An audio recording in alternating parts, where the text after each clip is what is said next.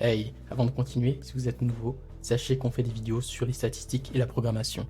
Si vous aimez le contenu, n'hésitez pas à liker et à vous abonner. Ça aide la chaîne à grandir et ça nous encourage beaucoup. On reprend la vidéo.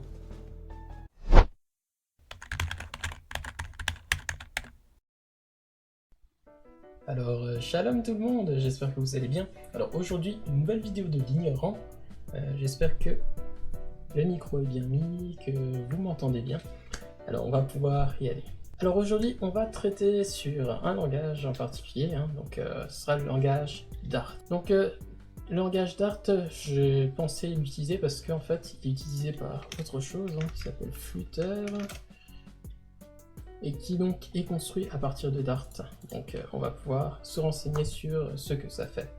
Alors là, nous nous trouvons devant le site officiel de Dart, donc là, qui nous accueille avec vraiment quelque chose de très joli. Oh super, on peut même choisir en fait notre type de compilation. Ça c'est intéressant. Ici j'ai un playground où en fait avec lequel je peux jouer, donc là j'ai Hello World qui est directement affiché. Donc ouais, ça c'est assez cool. Ok, donc vraiment c'était assez rapide. Donc j'ai pu regarder en fait comment on installe Dart. En tout cas, moi qui suis dans une distribution Linux, en tout cas Ubuntu fonctionnant sur AMD64, ils ont bien repéré, en fait, ils m'ont juste montré ça, donc c'est environ 6 lignes que j'ai eu à copier-coller sur mon terminal, et l'installation s'est faite. Donc du coup, je pense qu'on va pouvoir jouer avec. Alors ici, il va falloir que je crée un fichier, mais je connais pas l'extension. Il va falloir que je vois c'est quoi l'extension pour Dart. Eh bien alors l'extension pour Dart, ça va être que ce soit juste un hello.dart. Il reste plus qu'à coller la chose ici. Ah ok, donc il faut juste faire un Dart run. Ah c'est super simple. Dart run et ensuite c'est hello.dart.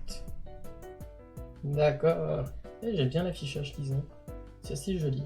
Par contre, le gros point en moins, c'est que Google Analytics prend quand même des informations de Dart. Il faut écrire explicitement qu'il faut enlever les analytics pour que cela ne soit pas pris en compte. Mais bon, Google ne cessera jamais d'être Google. Donc, essayez de travailler avec ça. Bon, en tout cas, j'ai déjà fait une première étape. C'est-à-dire que maintenant, si je fais un print, comme par exemple 3 plus 4, et que là, cette fois-ci, j'exécute à nouveau, donc c'est Dart, run hello Dart. Ah, il faut mettre un point virgule à la fin. On exécute. Ok, bon, c'est bon.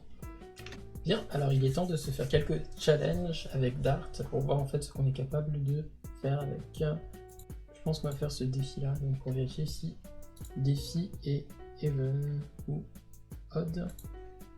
Bien, si c'est pair ou impair, on va voir. Donc ici, ce sera justement de voir comment retourner quelque chose de bien. Donc voilà, j'ai testé. Juste j'ai fait un truc classique que j'imagine voir peut-être dans du Java, JavaScript, Python, etc. Et donc ça a marché du premier coup. Donc voilà, mesdames et messieurs, donc je me disais aussi, il doit y avoir des bonnes solutions, des bonnes choses, et là on voit très bien ça. On voit que nous pouvons aussi faire des one-liners. Nous avons après des ternary operators. Donc il faudrait aussi voir jusqu'où on peut en fait créer des choses fonctionnelles avec. Voilà, donc je vais prendre ce défi-là. Je sais pas si j'avais déjà fait une fois, mais donc ce défi est simplement de trouver le plus petit élément dans un tableau. Bien, tout d'abord, je ne sais pas comment faire de tableau. Donc voilà, j'ai trouvé une solution pour le problème. Donc comme vous voyez, je me suis directement laissé prendre par la solution une ligne. Donc ce que j'ai trouvé vraiment super, c'est que ils ont pour les collections, je pense, parce que c'est pas exactement itérator et tout ça, mais c'est des collections. Donc on a la méthode reduce qui permet en fait d'avoir juste une fonction qui va chercher le minimum parmi tout le monde. Ah d'ailleurs, je pense que je peux même faire ça en fait. Juste tester quelque chose.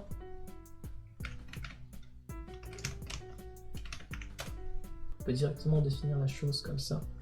Ce que je trouve dommage, c'est qu'on aille à importer la librairie Dart Math, que ceci fonctionne. J'aurais pensé en fait que ce soit déjà par défaut d'avoir un min dans le lot. Ou sinon, franchement, en termes de réponses brèves et courtes, on peut faire des choses vraiment intéressantes. Donc il y a à peu près tout le monde qui a fait la même chose, sauf ici en fait. Pourquoi est-ce qu'il y a 2 points ici? Ça m'intrigue. Les gens viennent découvrir quelque chose d'assez cool. En fait, vous voyez ici, je me rends compte que ce qui se passe avec les commandes et les doubles points, c'est que une fois qu'on utilise un seul point, en fait, ça va créer une sorte d'action in place, donc ça va se faire sur place. Par contre, si on utilise un point supplémentaire, ça va retourner une valeur. Alors oui, ça va faire une sorte comme ça. Et là, ça va marcher, parce que là, il va faire la transition, la transformation, mais il va retourner directement le résultat. Donc ça, c'est vraiment une fonctionnalité vraiment incroyable, vraiment, parce que ça nous permet de choisir en fait notre style de jeu, la façon dont on travaille. Donc franchement, je ne connaissais pas justement ce type d'arrangement syntaxique qui rend les choses beaucoup plus simples et intéressantes. Donc ici, je suis dans les overviews de Dart et regardant en fait ce qui fait vraiment sa particularité. Donc c'est surtout bien utilisé pour le développement d'applications clientes, donc c'est vraiment du type front-end. Attention tout le monde, donc il déclare, en tout cas Google déclare que Dart est type safe. Il y a pas mal d'avantages là-dessus, mais je pense qu'une fois je sortirai une vidéo sur les langages de programmation typée, et en fait quel est le vrai pouvoir des types. Dart has a built-in sound null safety. Je pense que c'est vraiment pour dire on a pris des éléments de Java, on fait un peu comme Java mais on n'est pas Java. Il faudrait voir comment ils arrivent à se débarrasser de ce null safety. Donc comme je l'ai dit, Dart me fait un peu penser à Java. Pour être honnête, j'aime pas beaucoup Java. Là d'ailleurs il a même la notion de classe. Ça a l'air d'être du Java mais qui a appris d'ailleurs justement. Et voilà ce qu'il y a de vraiment cool et ce qui rend aussi ce langage intéressant, c'est que après on peut développer vraiment pour plusieurs appareils différents. Pas mal de choses intéressantes d'après ce que je vois ici. Là cette fois-ci on est dans la page Wikipédia. Le souci avec les pages officielles c'est qu'ils peuvent être assez biaisés. Ah mince, la syntaxe est plus du C++. C'est pas ce que Google a avec C++, et même Go en fait était prévu comme étant un remplacement de C++. Bon, on dirait que c'est en fait du C++, mais mis un peu au bout du jour, parce que nous voyons qu'il prend en charge les interfaces, les mixins, les classes abstraites, les génériques et l'inférence de type. Alors, un autre point séduisant pour ce qui concerne l'architecture SIMD, c'est juste Single Instruction Multiple Data, qui permet en fait de pouvoir appliquer une instruction sur plusieurs données à la fois et donc paralléliser vraiment le tout. Donc le souci que j'ai actuellement, c'est qu'il est vraiment très orienté objet.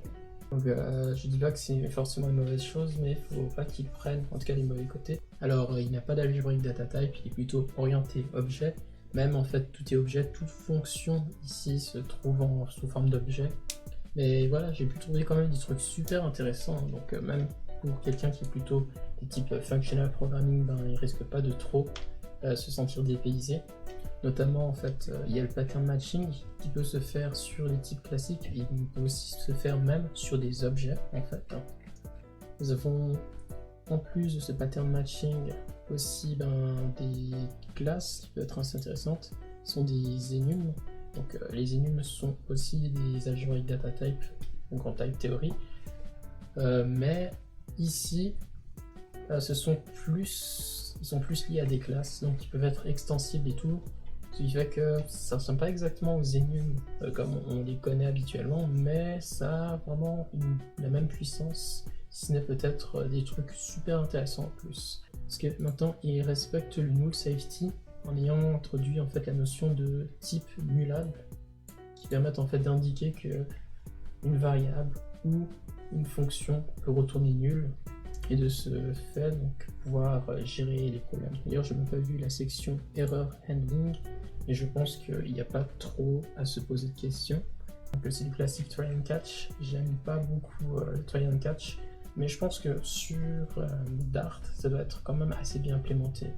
Il est à la fois statiquement typé et dynamiquement typé. En fin de compte, ce qui rend Dart intéressant, c'est ok, il est orienté objet, mais en fait, il nous permet vraiment de pouvoir adopter un style qui peut être aussi fonctionnel, un style qui peut aussi être impératif, un style qui peut être procédural, ce qui nous donne vraiment beaucoup d'avantages. Donc je le trouve vraiment bien. Je reviens alors sur la vidéo que j'avais faite sur la tier list des langages de programmation.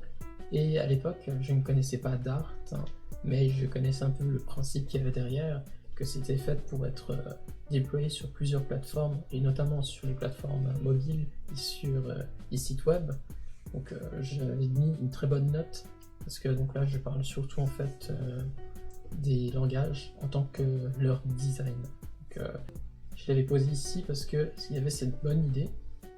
Maintenant que je regarde, en fait je vois que c'est plutôt un langage orienté objet, mais qui garde quand même des bonnes idées, des idées assez modernes. Il n'y a pas seulement que les langages de programmation fonctionnels qui sont très bien, donc il y a aussi les orientés objets qui ont toujours été bien, ont permis de construire énormément de choses, mais qui adoptent maintenant des trucs vraiment meilleurs.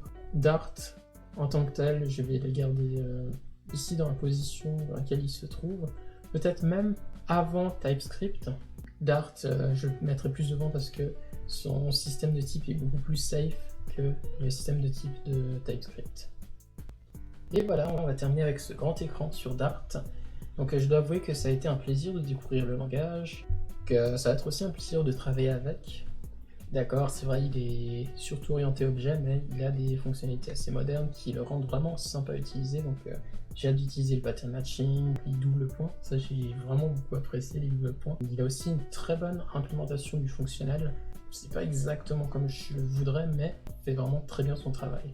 Donc c'était tout pour la vidéo de l'ignorance sur Dart, et on se revoit bientôt.